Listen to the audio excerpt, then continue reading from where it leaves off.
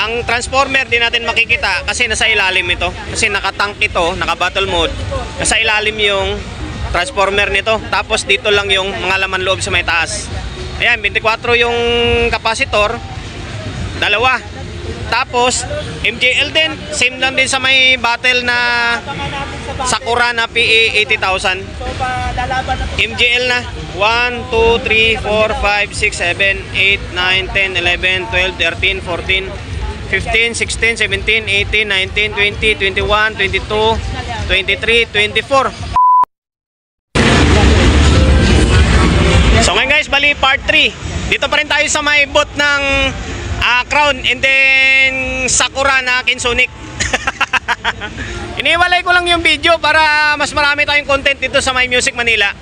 Ito naman, Crown na professional power amplifier, class H, HS na 8,000. Ayun o, angas, tank. Pang battle mode rin ng Crown ito. Grabe siya o. Naka-breaker. Naka-breaker yung switch. Tapos, naka-dual din siya. Grabe. Naka-dual din siya. Yung capacitor, 1, 2, 3, 4, 5, 6. 6 times 1, 2, 3, 4, 24. 24 na capacitor. Value niyan 80 volts by 22,000 na capacitor. 24 dito, 24 dito. Ang transformer di natin makikita kasi nasa ilalim ito. Kasi nakatank ito, naka-battle mode. Nasa ilalim yung transformer nito. Tapos dito lang yung mga laman loob sa may taas. Ayan, 24 yung capacitor. Dalawa. Tapos, MJL din. Same lang din sa may battle na Sakura na PE 80,000.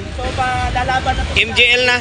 1, 2, 3, 4, 5, 6, 7, 8, 9, 10, 11, 12, 13, 14, 15, 16, 17, 18, 19, 20, 21, 22, 23, 24. 24 piraso or 24 pairs na MJL.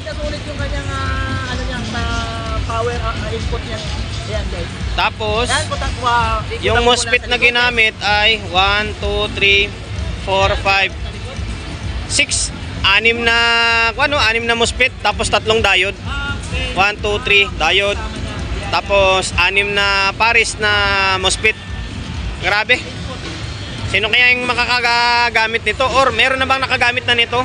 Comment nga kayo yan sa may comment section kung meron na nakagamit itong Crown na HS na 80,000. 8,000 pala, hindi 80, sorry. Grabe, angas. Ang lupit. Masyado nang ginalingan ng Crown and then ng Sakura yung mga unit nila ngayon. Ngayon, madako tayo sa may likod niya. Teka lang, ito tayong likod ah. Yan, ito yung likod niya. Grabe yung kable oh.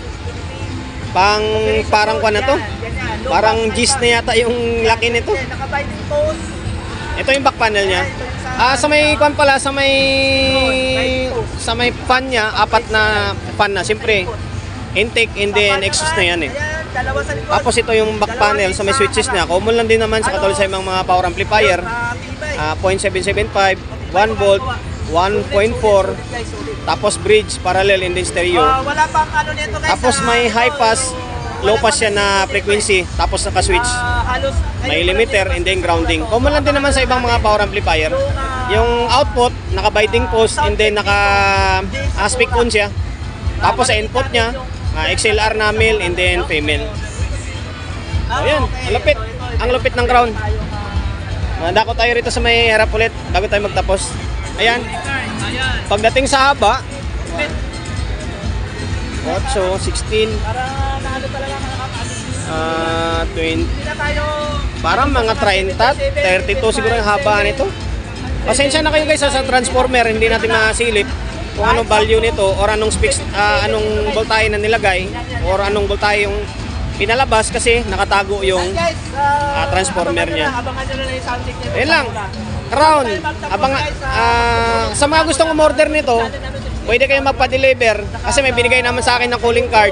Pwede nyo ako message, pwede kong ipasa kayo Kasi yung calling card, bibigay ko sa inyo yung contact number para in case na gusto nyo umorder. And Ayun lang, hanggang dito na lang. Abangan nyo yung mga susunod na vlog natin.